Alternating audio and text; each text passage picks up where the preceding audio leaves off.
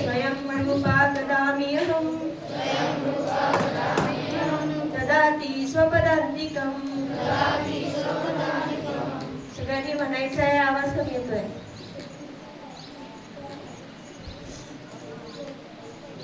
तप्त कांचन गौरांगी श्री राधे वृंदावनेश्वरी वृषभानुसुते देवे प्रणमामि हरिप्रिये. वाञ्छाकल्पतरुभ्यश्च कृपा सिन्धुभ्येव च पतितानां पावनेभ्यो वैष्णवेभ्यो नमो नमः. नमो ॐ विष्णुपादाय कृष्णपृष्ठाय भूतले श्रीमते भक्तिवेदान्त स्वामिनिति नामिनी. जय श्री कृष्ण चैतन्य प्रभो नित्यानंद श्री अद्वैत गदाधर श्रीवासादि गौरभक्तवृंद. हात वर करायचे. हरे कृष्ण कृष्ण कृष्ण हरे हरे हरे राम राम राम हरे हरे. हरे कृष्ण. सर्वप्रथम सचिन प्रभू आणि गोपाल प्रभू यांचं खूप खूप अभिनंदन. त्यांनी गुरुकुलासारखंच वातावरण इथे निर्माण केलेलं आहे. त्यांचं खूप खूप अभिनंदन आणि तुम्हाला सर्वांचं पण खूप अभिनंदन. खूप भाग्यशाली जीव आहे तुम्ही. तुम्हाला इथे सगोड्यामध्ये हे सगळं अनुभवायला मिळत आहे ना. जे गुरुकुलामध्ये होतं तसं सगळं काही दिवस का होईना, कसं आहे आपल्यावर संस्कार घडणं हे महत्वाचं असतं आणि चांगले संस्कार घडणं हे त्याच्यापेक्षा महत्वाचं असतं. आणि ते तुम्हाला मिळत आहे तर ते निश्चितच तुमच्या आयुष्यामध्ये फायदेकारक सिद्ध होईल. तर आजच्या क्लासमध्ये सगळ्या बालगोपालांचं, आता एकदम छोटे तर नाहीये तुम्ही, गोपाल नाहीये, स्वागत आहे. आजचा आपला विषय आहे डिस्कवरी ऑफ हॅपी प्लॅनेट, आनंदमय लोक की खोज. इथलं वातावरण पण झाडं झुडं छान आहे, आल्हाददायक आहे ना. कोणी बनवलं आहे सगळं? आपल्या आसपासचं जेवढं काही आहे आपल्याला ज्यानी प्लीजिंग वाटतं, म्हणजे आनंद वाटतो, आनंद आल्हाद वाटतो, कोणी बनवलेलं आहे? आपण आपल्यापैकी कोणी बनवलं आहे का? कोणी बनवलं आहे? भगवंतांनी बनवलेलं आहे. मग इथे आपण आनंदी नाही आहे का? भगवंतांनी बनवलेल्या वातावरणामध्येच आपण आहोत. मग आनंदी नाही आहे का आपण? छान इथे कीर्तन करायला मिळत आहे, छान प्रसाद खायला मिळतोय, नवीन नवीन गोष्टी शिकायला मिळत आहे. मग आनंदी नाही आहे का इथे? आहो ना. मग कशासाठी खोज करायची? मग कशासाठी डिस्कवरी करायची दुसऱ्या प्लॅनेटची? देऊ शकतं का कोणी उत्तर या प्रश्नाचं? हे जे भौतिक जगत आहे हे आपल्याला सगळ्या गोष्टी देऊन राहिलं की नाही? अन्न, वस्त्र, निवारा आणि ऐशोआरामाच्या सगळ्या वस्तू है ना. आता तर उलट मानवाने नवीन नवीन शोध लावले आहेत आणि लाईफ कसं एकदम सुदिंग झालंय. Washing machine, vacuum cleaner, mixer grinder, हाताने काहीच करावं लागत नाही, पाणी भरावं लागत नाही, तात्यावरती जळावं लागत नाही, ज्या पूर्वीच्या काळी करावं लागत होतं है ना. आणि नवीन नवीन टेक्नॉलॉजीज निघाल्या आहेत. आपल्या प्रश्नांची उत्तरं द्यायला AI आहे. कुठलीही अडचण आली की AI ला विचारलं की लगेच आपल्याला आन्सर मिळतं. मग एवढं सगळं असताना आपण आनंदी आहे का इथे? तुम्ही उत्तर दिलं हो आहोत. खरंच आनंदी आहोत का आपण? आनंदी नाहीये. का नाहीये? मग आता दुसरा प्रश्न, आनंदी नाहीये, सगळं एवढं सगळं असताना आनंदी नाहीये तर का नाहीये? मोठे मुलं उत्तर देऊ शकतात?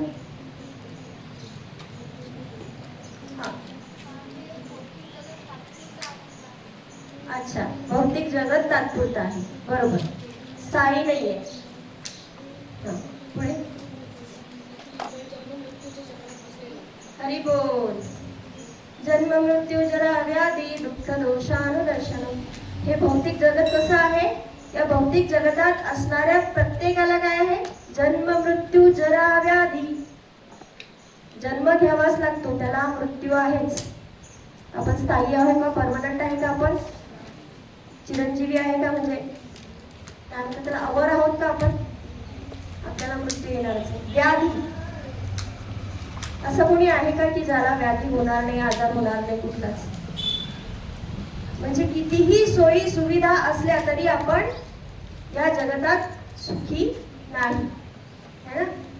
आणि मरतेवेळी हे सगळं आपल्याला इथं सोडून जावं लागणार आहे.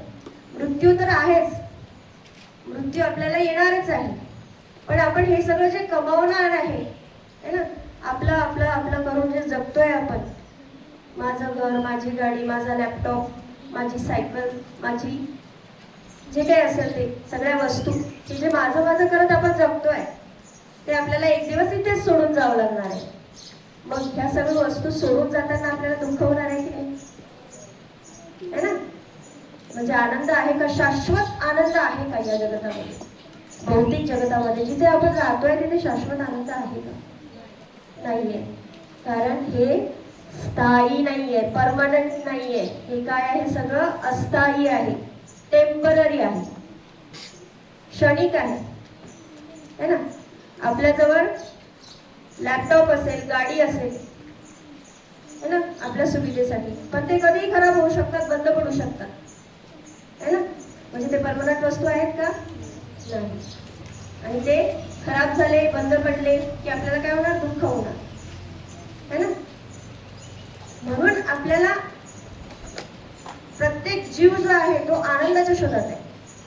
काय प्रयत्न आहे, काय खटपट आहे, प्रत्येकाची काय धावपळ आहे की आपण आपल्या जीवनामध्ये सुखी कसं होऊ शकू, आपल्याला सुख कसं मिळू शकेल. माझ्याकडे लक्ष द्या. कोणी पिनाशी खेळत आहे, कोणी काय करत आहे, लक्ष द्या माझ्याकडे. जे पॉइंट नोट करायचे असतील ना, मी ते स्वतः सांगेल तुम्हाला. तर आपण हे भौतिक जगत जे आहे ते स्थायी स्वरूपाचं नाहीये, शाश्वत नाहीये, है ना? म्हणून आपल्याला मग स्थायी शाश्वत काय आहे? काय आहे शाश्वत?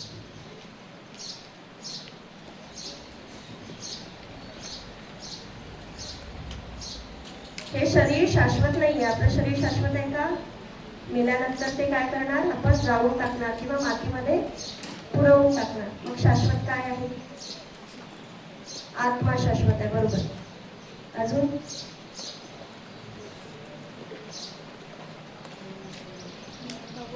भगवंत शाश्वत आहे, बरोबर. आणि आत्मा आणि परमात्मा यांचा जो संबंध आहे, जे की आपण मायेमुळे, मायेच्या जाळामध्ये अडकल्यामुळे आपण विसरलो आहे, है ना?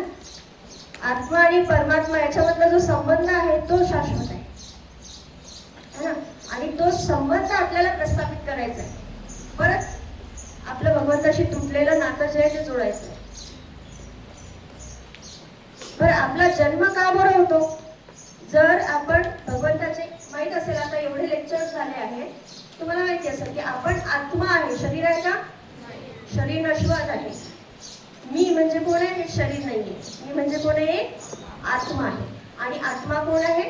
परमात्माचा अंश आहे. मग हे परमात्माचा अंश आपण आहोत, तर मग आपण भगवंतापासून सेपरेट का झालो? इथे भौतिक जगतामध्ये आपल्याला जन्म का घ्यावा लागला?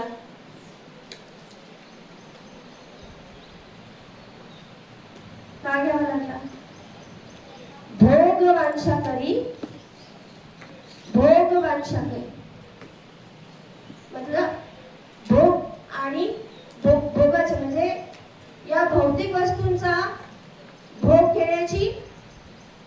इच्छा आपण केली आणि ती इच्छा पुरवण्यासाठी भगवंतांनी आपल्याला जन्म दिला या भौतिक जगतामध्ये, है ना.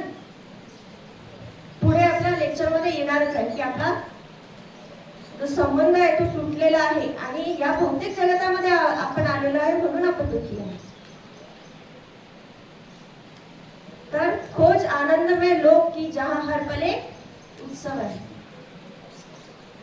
म्हणजे असं एक जग की जिथे फक्त आनंद आहे, दुःख किंवा हे जन्म मृत्यू जरा व्याधी हे जे दोष आहे, विकार आहे ते नाही.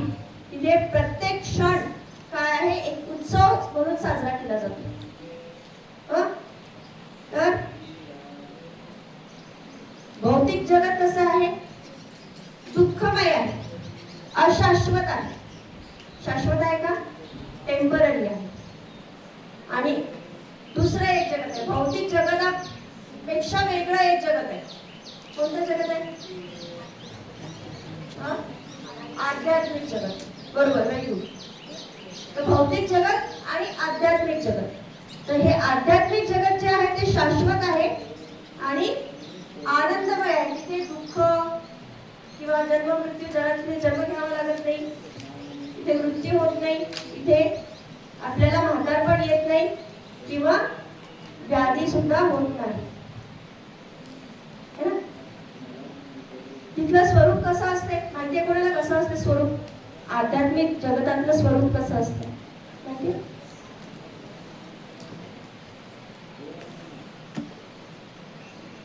आध्यात्मिक जगतामध्ये जेवढे काही प्राणी असतात ते भगवंताच्या सेवेत लागलेले असतात. प्राणी म्हणा किंवा ज्या काही वस्तू असतात, हवा म्हणा किंवा ढग म्हणा किंवा झाडं म्हणा किंवा कुठलेही आपण पशु म्हणा, हे भगवंताच्या सेवेमध्ये असतात आणि भगवंताला आनंद प्रदान करण्यामध्ये असतात. आणि भगवंताला आनंद प्रदान करण्यातच त्यांना आनंद मिळतो. जसं की हवा अशी वाहते की भगवंताला ती स्पर्श केल्यानंतर भगवंताला आल्हाद वाटेल, है ना, हळूहळू मंद. आणि ही हवा वाहत असताना जे फुलं आहेत ते फुलं काय म्हणतात की हे वायू तुम्ही भगवंतांना स्पर्श करणार आहात, है ना, भगवंताच्या नाकासमोरून जाणार आहात, तर आमच्यामधले काही परागकण सुगंध आपल्या सोबत घेऊन जा. म्हणजे भगवंताच्या सेवेत ते लागेल आणि भगवंताला सुगंध येईल. त्या तो जो वायू वाहतोय त्याच्यामधून सुद्धा सुगंध येईल, है ना, आणि भगवंताला ते आल्हाददायक वाटेल, आनंददायक वाटेल. सूर्य तिथे उगवत असतो. तर सूर्य पण कशासाठी उगवत असतो, असा तळपता सूर्य किंवा त्रासदायक सूर्य नाही. भगवंताला छान प्रकाश आणि हळूहळू एक मृदू जे पहाटेचे जो ऊन असतं, कोवळं ऊन, अशी ऊब लागेल असा सूर्य असतो. आणि असा सूर्य असून सुद्धा जर भगवंताला ऊब जास्त लागू नये म्हणून ढग काय करतात, जवळ येतात की बाबा भगवंतांना काय लागलं नाही पाहिजे, ऊन नाही लागलं पाहिजे, जास्त गरमी नाही झाली पाहिजे. जवळ येतात आणि भगवंताच्या डोक्यावरती छत्री सारखी निर्माण करतात की भगवंताला छाया मिळाली पाहिजे. असं प्रत्येक वस्तू, प्रत्येक जण भगवंताच्या सेवेमध्ये असतो आणि भगवंताला आनंद देण्यामध्ये असतो आणि त्याच्यामध्येच त्यांना आनंद प्राप्त होत असतो. तर भौतिक जगत कसं आहे, तर दोन जगत आहे, दयनीय आहे, दुःखमय आहे, अस्थायी आहे. भौतिक जगताचं स्वरूप कसं आहे उदाहरण दिलेलं आहे. एक युवती आहे, सुंदर आहे युवती, है ना, तिच्या यौवन वयामध्ये आहे ते, आणि तिची काया, तिचं स्वरूप, तिचं रूप काय आहे, सुंदर आहे. आणि तिच्या सौंदर्यावरतीच काही तरुण भारावले जातात, है ना. एखादी मुलगी सुंदर असते तर मुलं मागे लागतात ना तिच्या, है ना.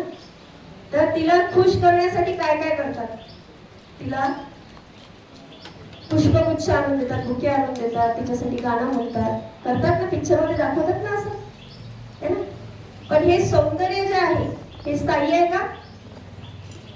असंच आहे भौतिक जगताचं स्वरूप.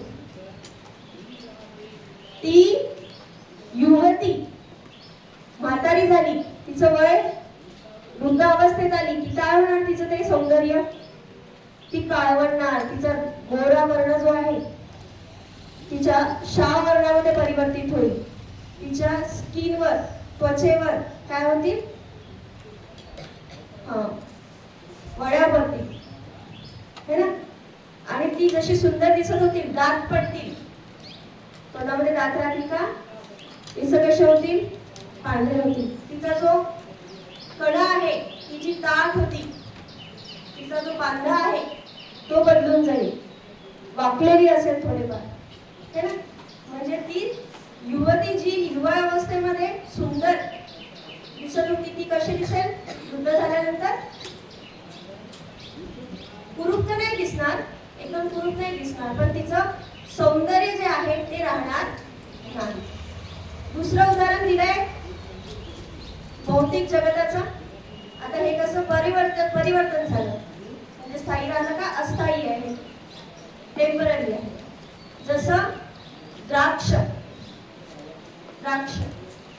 जेव्हा ताजे असतात तेव्हा मधुर असतात, आंबट गोड असतात, है ना?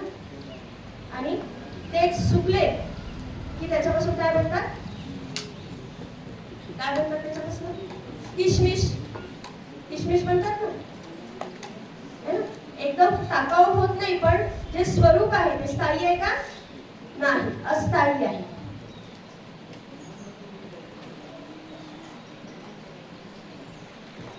तर ही सुंदरता जी आहे भौतिक जगताची. दुसरं एक उदाहरण दिलं आहे झाड. आपल्या भोवती असलेले वृक्ष असे असतात, हिरवेगार, ताजे, है ना? त्याच्या फांद्या घनदाट असतात, आणि एक फांदी जर आपण तोडून टाकली, फांदी तोडली तर ती काय होणार? लगेच एका दिवसामध्ये सुकून जाणार. तर अशा प्रकारे या भौतिक जगताची सुंदरता जी आहे, हे सगळं वातावरण जे आपल्याला आल्हाददायक वाटतं, है ना?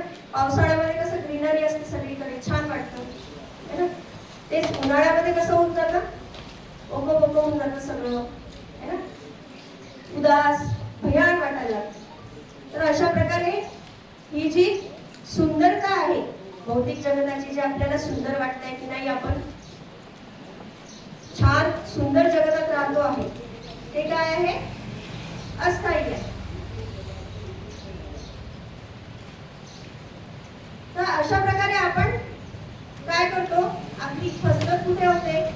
तर आपण हे जे अस्थायी जे आहे त्यालाच आपण आपलं मानतो. या शरीराला, अस्थायी स्वरूपाला आपण आपलं मानतो, आणि त्याच्यामध्ये जे स्थायी तत्व आहे त्याला आपण विसरून जातो. स्थायी तत्व म्हणजे कोण? आत्मा. त्याचं महत्व आपण विसरून जातो.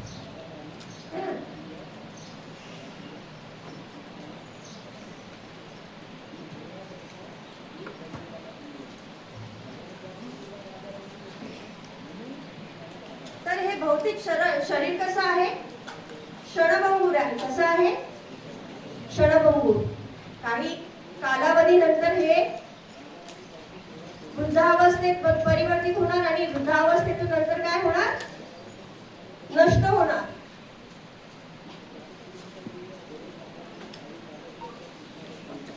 वास्तविक सुंदरता जी आहे ती कशामध्ये आहे?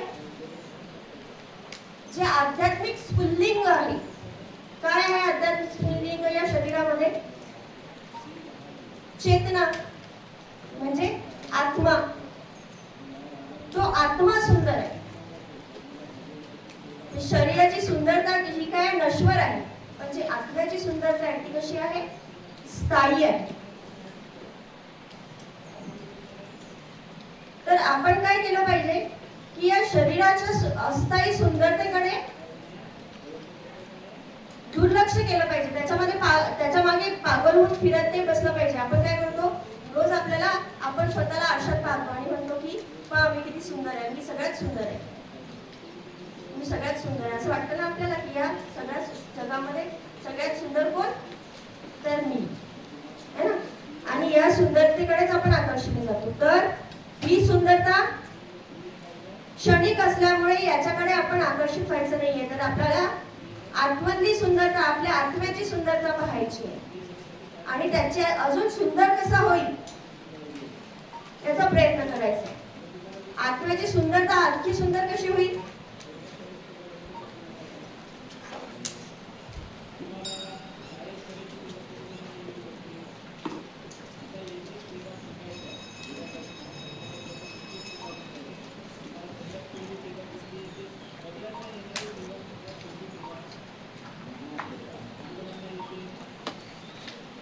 कसं होईल, आत्मा आत्मा जो आहे आपलं चेतन जे आहे ते सुंदर कसं होईल, जेव्हा आपण हे समजावून घेऊ, जाणू आपण हे की हे मी, हे सुंदर शरीर म्हणजे मी नाहीये, त्याच्यामध्ये जो आत्मा आहे तो म्हणजे मी आहे, है ना. आणि या आत्म्याचा आपण परमात्म्याशी जेव्हा संबंध पुन्हा प्रस्थापित करू, हा संबंध आपण विसरलेलो आहे म्हणून या भौतिक जगतामध्ये आलेलो आहे, है ना. जेव्हा हा संबंध आपण पुन्हा प्रस्थापित करू, पुन्हा जोडू, म्हणजे भगवंताच्या जवळ जायचं, भगवंताशी नातं जोडायचं, भगवंतावर प्रेम करायचं, भगवंताची सेवा करायची, तर हा आत्मा आणखी सुंदर होईल, है ना. ईश्वर परमकृष्ण सच्चिदानंद विग्रह अनादिनादि गोविंद सर्व कारण कारण, सर्व कारणांचे कारण, मूळ, त्या सृष्टीचे उत्पत्ती करता जे भगवंत आहे ते कसे आहेत, सच्चित आनंद, है ना. परमात्मा सच्चित आनंद असल्यामुळे त्याचे जे अंशरूपी आपण आत्मा आहोत तो पण कसा आहे, सच्चित आनंद. सत म्हणजे स्थायी आणि असत म्हणजे अस्थायी. सत म्हणजे खरं आणि असत म्हणजे खोटं, माया. ते खरं भासतं आपल्याला पण ते खरं नसतं. चित म्हणजे, चित म्हणजे, चित म्हणजे चेतना नाही, चित म्हणजे सत चित ज्ञान, ज्ञान. भगवंत कसे ज्ञानाने पूर्ण आहेत ना, षड ऐश्वर्य युक्त आहे, षड ऐश्वर्य युक्त भगवंत आहे. 6 ऐश्वर्य आहेत भगवंतामध्ये पूर्णरित्या, है ना.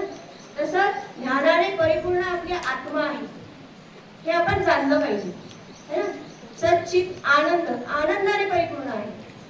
अशा प्रकारे आपण जेव्हा हे जाणून घेऊ की आपण भगवंताचे अंश आहोत आणि भगवंताप्रमाणेच आपण सच्चित आनंद आहोत, सच्चित आनंद स्वरूप आपला आत्म्याचा आहे, है ना.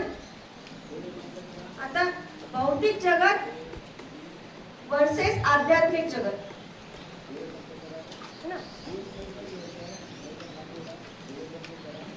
म्हणजे भौतिक जगत आणि आध्यात्मिक जगत याच्यामधला डिफरन्स काय आहे सांगा बरं एक. भौतिक जगत काय आहे, असत आहे म्हणजे अस्थायी आहे. आध्यात्मिक जगत काय आहे, स्थायी आहे म्हणजे परमनंट आहे, है ना, शाश्वत आहे. हे सगळं भौतिक जगत नष्ट होऊ शकतं की नाही. सुनामी आली की सगळं काय होणार, नष्ट होईल. प्रलय काळ झाला, प्रलयाच्या वेळेला सगळी सृष्टी काय होते, नष्ट होऊन जाते, है ना. पण आध्यात्मिक जगत, आध्यात्मिक जगत म्हणजे वैकुंठ लोक, नष्ट होतं का नाही, हे शाश्वत आहे. हे शरीर जे आहे हे नाशवान आहे, अज्ञानाने भरलेला आहे आणि कष्टप्रदायक आहे. शरीर कसं आहे, नाशवान आहे, अज्ञानाने भरलेला आहे आणि कष्टप्रदायक आहे. भौतिक शरीर हे भौतिक जगताशी संबंधित आहे. तर याच्या उलट आध्यात्मिक शरीर काय आहे, स्थायी आहे, परमनंट आहे. आध्यात्मिक शरीर म्हणजे कोण, आत्मा, ज्ञानाने परिपूर्ण आहे आणि आनंदप्रदायक आहे. तेच मी सांगितलं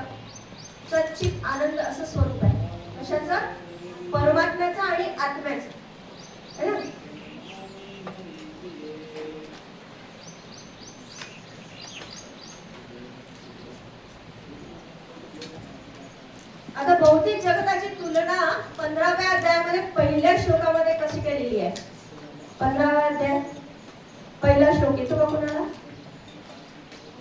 आपण पाठ केला होता देवेश, अधिक मासामध्ये. असंच अधिक मास होता, आम्ही क्लासेस घेत होती. हा बरोबर, म्हणून दाखव. अश्वत्थांतावरते छंदांसी यस्य वर्णानि यत्समवेद सवेदविद्या. है ना? भौतिक जगत काय आहे? पाण्याच्या म्हणजे एखादा जलाशय आहे, जलाशयाच्या किनाऱ्यावरती एक झाड आहे. कशाचं झाड? वडाचं झाड.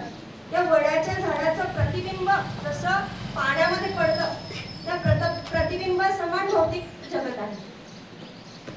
आध्यात्मिक जगताच्या उलट, म्हणजे त्याची मुळं जे आहेत ती वर आहेत आणि फांद्या ज्या आहेत त्या खाली आहेत. तर भौतिक जगताची तुलना कशाशी केलेली आहे? जलाशयामध्ये पडलेल्या वडाच्या झाडाच्या प्रतिबिंबाप्रमाणे, है ना?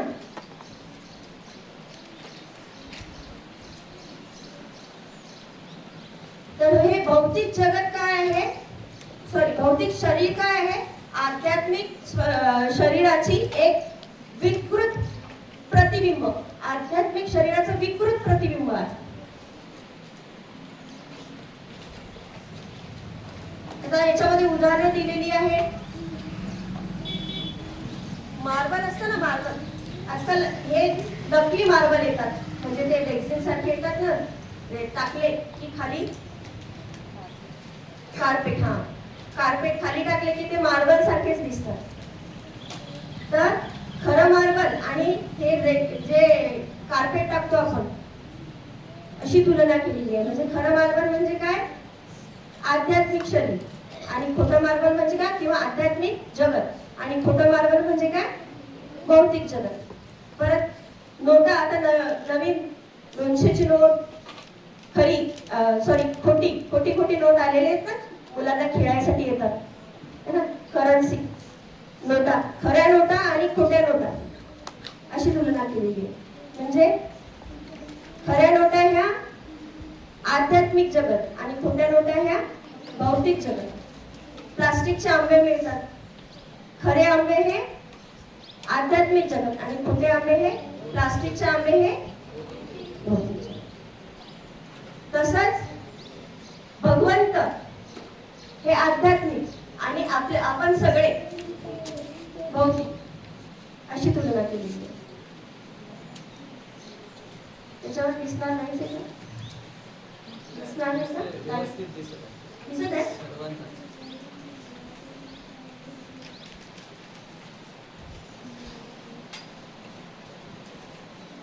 तर आपल्याला या कष्टप्रद अस्थायी भौतिक जगातून स्थायी आनंदमय जगामध्ये जायचं आहे ना, जायचं आहे ना सगळ्यांना, है ना? म्हणूनच तुम्ही इस्कॉनशी जोडले ना, आणि भगवंताशी आपण संबंध प्रस्थापित करतोय, भगवंताची भक्ती करतोय, नामजप करतोय, है ना?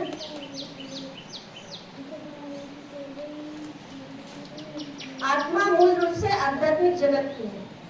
या भौतिक जगतामध्ये एकच वस्तू आहे जी आध्यात्मिक जगतातली आहे. भौतिक जगतातली एकच वस्तू. अजून काही आहे का आध्यात्मिक जगतातले इथे असलेल्या भौतिक जगतामध्ये? आध्यात्मिक जगतातली फक्त एकच वस्तू या भौतिक जगतामध्ये आहे, ते म्हणजे आत्मा, है ना? या आध्यात्मिक जगताचं स्वरूप कसं असतं? तर तिथे शब्द म्हणजे काय असतं? आपण जसं बोलतो ना, शब्द म्हणजे काय असतं? गीत असतं. कोणती गोष्ट जर सांगायची झाली तर ते गात सांगतात, गाणं म्हणत सांगतात, है ना? चालतात तर नृत्य करत चालतात. बघा इथे डोळ्यासमोर घ्या तुमच्या,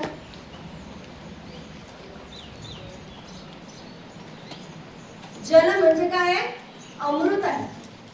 आपल्यासारखं साधारण जल नाही आहे, अमृत आहे.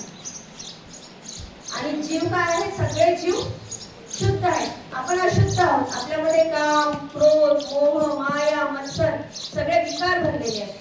आपण शुद्ध आहे का? आपण जीव आहे, पण कसे आहे? अशुद्ध जीव आहे ना. मायेने आपल्याला मायाजाळामध्ये आपण अडकलेलो आहोत. आणि हे जन्म मृत्यू आणि जरा व्याधी हे तिथे आहेत का आध्यात्मिक जगतामध्ये? नाही. मग आहे की नाही आध्यात्मिक जगत सुंदर? जायचंय की नाही सगळ्यांना? जायचंय ना. आणि याच्या आधी मी तुम्हाला सांगितलं आध्यात्मिक जगतात बाकीच्या सगळ्या गोष्टी कशा असतात? मलमूत्र तिथे नसतो, दुर्गंध तिथे नसतो, सुगंध असतो. फळं जे असतात ते रसाळ असतात. आपल्याकडे सगळे कसे येतात आता? फळं रसायनाने पिकवलेले आहे ना. भाज्या, फळभाज्या, पालेभाज्या त्याच्यामध्ये पण सगळे रसायन, प्रत्येक गोष्टीमध्ये भेसळ. तिथे काय आहे? सगळं प्युअर आहे, शुद्ध आहे ना.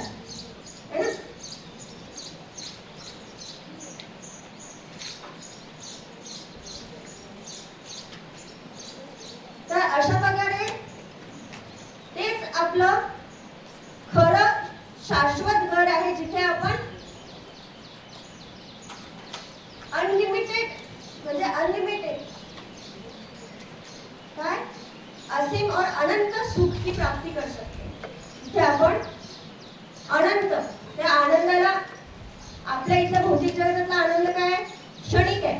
आपण थोडा वेळ आनंदित होणार आणि त्याच्यानंतर कुठल्या तरी गोष्टीमुळे लगेच दुःखी होणार है ना. हा क्षणिक आहे. पण भौतिक आध्यात्मिक जगतातला आनंद कसा आहे? अनंत आहे, शाश्वत आहे.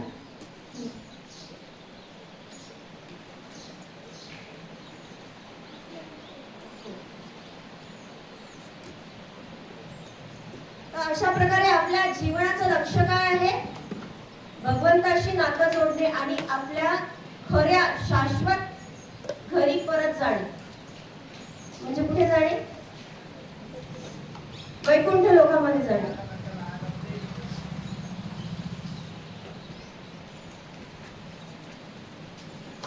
आता हे मी तुम्हाला सुरुवातीलाच प्रश्न विचारला होता की मग असं आहे, इथे सगळं आनंद आहे, सगळं जे आहे शाश्वत आहे, अनंत आहे, क्षणिक नाहीये, क्षणभंगूर नाहीये. तर मग आपण भौतिक जगतामध्ये येतो का? कशासाठी येतो भौतिक जगतामध्ये?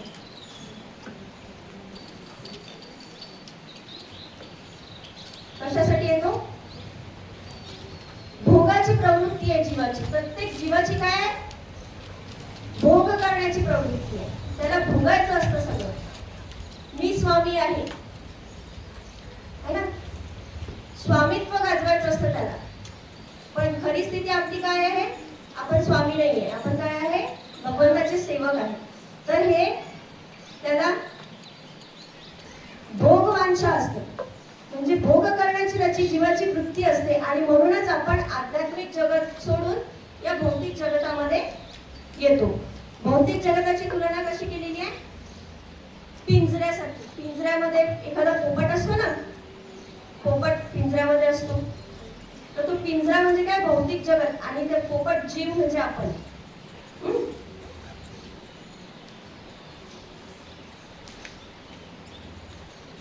आता इथे काही प्रश्न उत्तर आहे. क्या आप अनुमान लगा सकते हैं कि भौतिक जगत की तुलना कारागार गृह से क्यों की जाती है? करा विचार थोडासा. कारागृहासाठी का बरं केली जाते तुलना?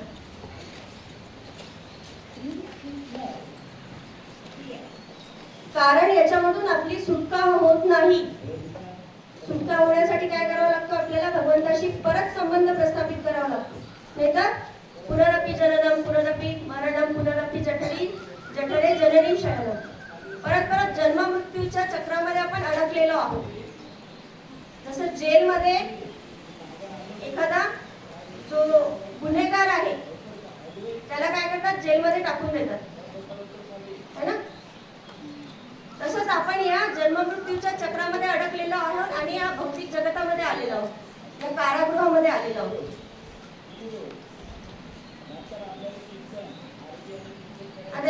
काही तुम्हाला वर्क दिलेला आहे. जेल म्हणजे काय? जेलाची कारागृह, बरोबर. पण कशाशी तुलना केली आहे? कंपॅरिझन कशाशी केलं आहे? कशाशी केली? आताच तर म्हटलं, मी सांगितलं तुम्हाला, भौतिक जगताशी, बरोबर. जेल रक्षक कोण आहे? मायादेवी.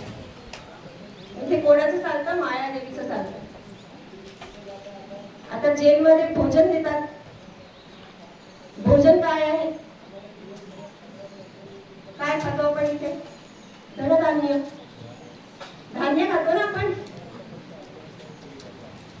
अनाज, फल. दवा काय आहे? जडीबुटी.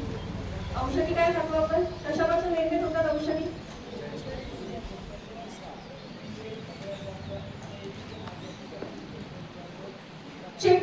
चेक शर्ट म्हणजे कोण? शरीर. शरीरामध्ये आत्मा आहे. म्हणजे त्या जे गुन्हेगार असतात त्यांना एक युनिफॉर्म दिलेला असतो ना, असे पट्ट्या पट्ट्यांचे कपडे असतात ना. आपण गुन्हेगार आहोत या भौतिक जगतामध्ये, म्हणजे पिंजऱ्यामध्ये आपल्याला जेलमध्ये टाकलेलं आहे. म्हणजे आपलं हे चेक शर्ट म्हणजे कोण आहे? आपलं शरीर. चाबूक म्हणजे कोण आहे? कशाचे फटके बसतात आपल्याला? कशापासून त्रास होतो, दुःख होतो? भूक लागते, तहान लागते, है ना? आणखी विलाप होतो, कोणीतरी आपल्याला सोडून जातं, है ना? भ्रमित असतो आपण, काय करायचं काय नाही करायचं आपल्याला समजत नाही. अशा सगळ्या ज्या गोष्टी आहे, म्हणजे आपल्याला त्याचे फटके बसतात, त्याच्यामुळे आपल्याला दुःख होते. त्या सगळ्या गोष्टी म्हणजे काय? चाबूक. सुटका, रिहाई. सुटका कशी होणार आहे आपली? कशी होणार आहे सुटका? काय करावं लागणार आहे सुटकेसाठी? भक्ती करावं लागेल, महामंत्राचा जप करावा लागेल आणि कुठे प्रवेश मिळवावा लागेल? आध्यात्मिक जगतात, वैकुंठ धामामध्ये.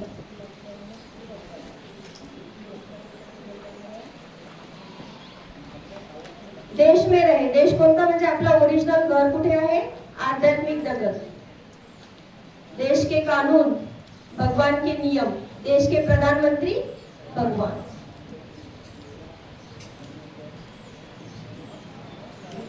आत्मा आध्यात्मिक जगत को छोड़कर इस भौतिक जगत में क्यों आती है? का बरं येते बा?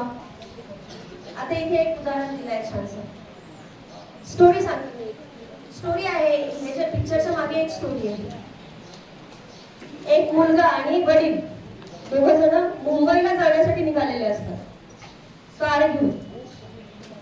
मर्सिडीज असते त्यांच्याकडे आणि वडील ड्रायव्हिंग करत असतात. तो मुलगा काय म्हणतो की बाबा गाडी मी चालवणार. बाबा गाडी मी चालवणार. छोटा मुलगा असतो. आता बाबांनी सरळ सरळ त्याला फटका आला समजा, ए तू छोटा आहेस, तुला काय गाडी चालवता येणार आहे? ऍक्सिडेंट करून बसशील, असं जर फटका आलं तर त्याला विचारायला वाईट वाटेल, है ना? हा एक ऑप्शन, की त्याला सरळ सांगायचं की तू लहान आहे, तुला करता येत नाही. लहान मुलाला वाईट वाटतं, काय आपण लहान असल्यामुळे काहीच नाही करू शकत. दुसरा ऑप्शन की तू माझ्या साईडली बसला ना, मी गाडी चालवतो, है ना? तो म्हणेल की नाही नाही नाही, गाडी मला चालवायची. तो त्याच्यातही मान्य होणार नाही. तिसरा ऑप्शन, तू माझ्या मांडीवर बस आणि आपण दोघं मिळून फक्त स्टेअरिंग पकडून ठेव, आपण दोघं मिळून गाडी चालवू. तो म्हणेल नाही नाही, हे तर तुम्ही माझी चिटिंग करताय, मी थोडी गाडी चालवणार, तुम्हीच गाडी चालवणार, मी फक्त बसणार आहे तुमच्या मांडीवर, है ना? मग हे सगळे ऑप्शन त्याला देऊन झाले, पण तो काही समाधानी झाला नाही. मग त्याच्या बाबांनी काय केले? एक छोटी टॉय कार आणली. टॉय कार येतात ना, कार आजकाल. मग त्याचे बाबा म्हणाले चला आता आपण निघू.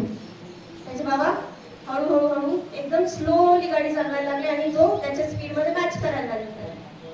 तो काही अंतरापर्यंत ती टॉय कार चालवेल, मग काय होईल, थकून जाईल आणि स्वतःच काय म्हणेल, बस बाबा आता मी तुमच्या गाडीमध्ये म्हणेल ना. अशी आहे स्टोरी.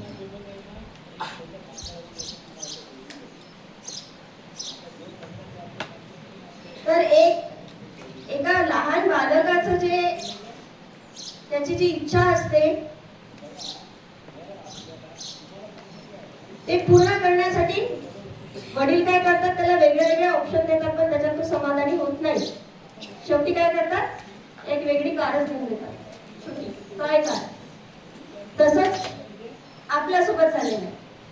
कसं आपल्याला असं वाटतं की मी भगवंत आहे, भगवंताने म्हणतो, स्वतःला भगवंत मानतो आणि सगळ्या गोष्टींचा उपभोग स्वतः घेण्याचा प्रयत्न करतो. जसे की त्या मुलाला स्वतः गाडी चालवायची असते. भगवंत वेगळे वेगळे ऑप्शन देतात, पण आपण त्याच्यात समाधानी होत नाही. शेवटी भगवंत काय करतात, भौतिक जगतामध्ये टाकून देतात आणि बस खेळत जातात, है ना. आता बस खेळत तू याच्याशी, है ना. आपण मग काय करतो, थकतो या जगामध्ये खेळून खेळून, सगळ्या गोष्टींचा उपभोग घेऊन घेऊन थकतो ना. म्हणजे कुठलीही नवीन वस्तू आपल्याकडे आल्यानंतर आपल्याला काही काळापर्यंत चांगलं वाटतं, पण नंतर आपण बोर होतो त्या गोष्टीला, है ना. आणि शेवटी मग आपण शाश्वत आनंदाच्या शोधामध्ये जातो. आणि तो शाश्वत आनंद कशामध्ये असतो, स्वतःला भगवंताचा सेवक मानण्यामध्ये, की मी भोगता नाही, मी कोण आहे, सेवक आहे. आता ही आहे मछली, मासा आहे. आता या मासाला जर पाण्याबाहेर काढलं तर काय होईल, आपल्यासारखीच अवस्था आहे. आपल्याला आध्यात्मिक जगतातून बाहेर काढलेलं आहे, भौतिक जगतात भगवंताने टाकलेलं आहे.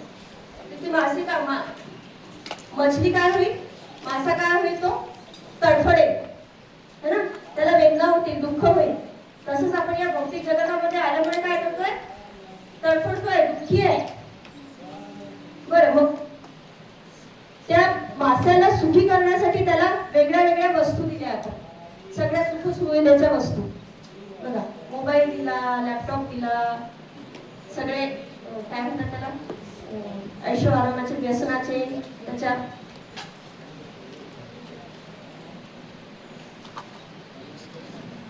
छान सुगंध येण्यासाठी डिओड्रंट, पैसे, धन, सगळं खरेदी करण्यासाठी, सगळ्या उपभोगाच्या वस्तू घेण्यासाठी, आणि सगळं दिलेलं आहे.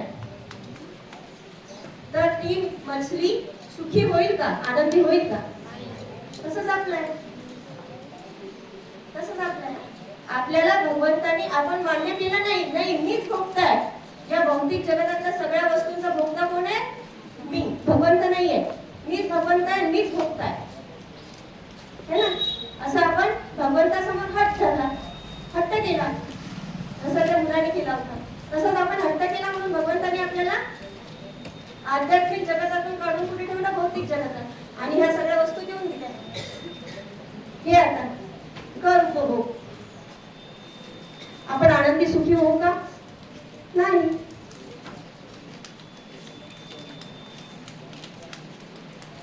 विलासिता और आराम नाही. मग त्या मछलीला जी तडफडते आहे, त्या मास्याला उचललं आणि परत पाण्यामध्ये टाकलं, तिला चांगलं वाटेल ना, ती आनंद होईल ना. तसंच आपण या भौतिक जगतामध्ये दुःख सहन करतोय, सगळं दुःखमय, सगळं भौतिक जगत काय त्रासदायक आहे. आपल्याला जर आध्यात्मिक जगतामध्ये आपण गेलो तर आपण सुखी होऊ, आनंदी होऊ, होणार ना.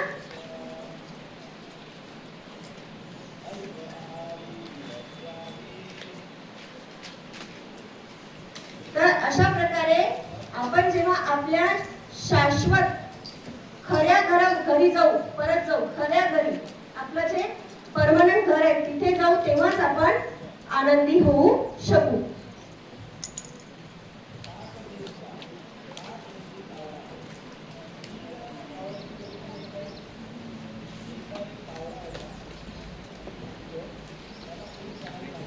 आपण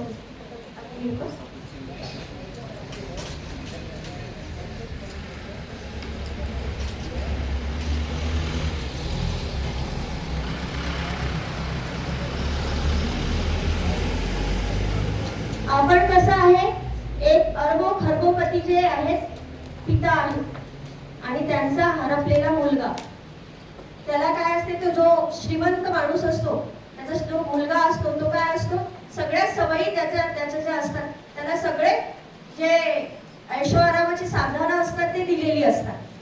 त्याच्याकडे एसी असणार, त्याच्याकडे मोठा टीव्ही लावलेला असणार, होम थिएटर असणार, है ना, सगळ्या फ्रीज असणार मोठा, सगळ्या जे उपभोगाच्या वस्तू आहेत त्या सगळ्या असणार घरी, आणि तो हरवला. तर आपलं पण तसंच आहे. एवढे षड ऐश्वर्ययुक्त भगवंताचे आपण कोण आहे,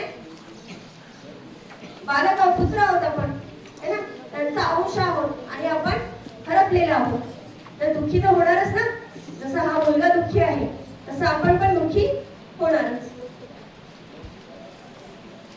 आता एक स्टोरी आहे, ती स्टोरी आपण बघू आणि नंतर मग ब्रेक घेऊ. आवाज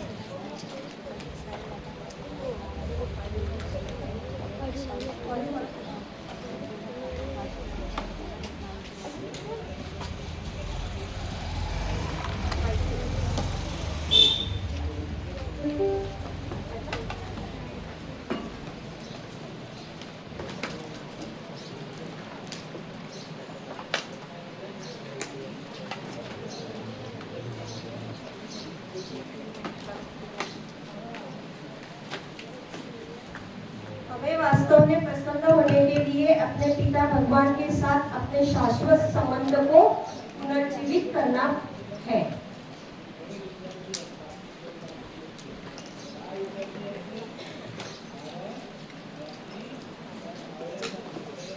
एक परत उदाहरण दिलेलं आहे की आपण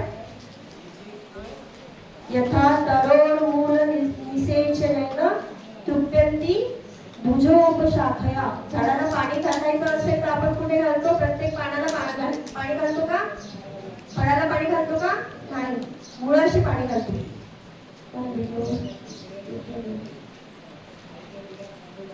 भोजन जे देतो आपण, ते भोजन प्रत्येक अवयवाला देतो का, नाही, तर पोटामध्ये देतो. तसंच सगळं काही जेव्हा आपण भगवंताला अर्पण करू तेव्हा आपण आनंद घेऊ.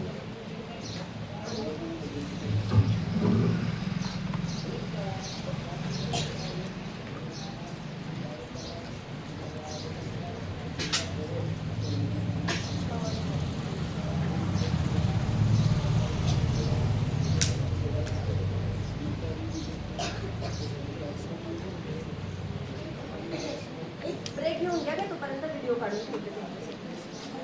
हरे कृष्णा कृष्णा कृष्णा कृष्णा हरे हरे, हरे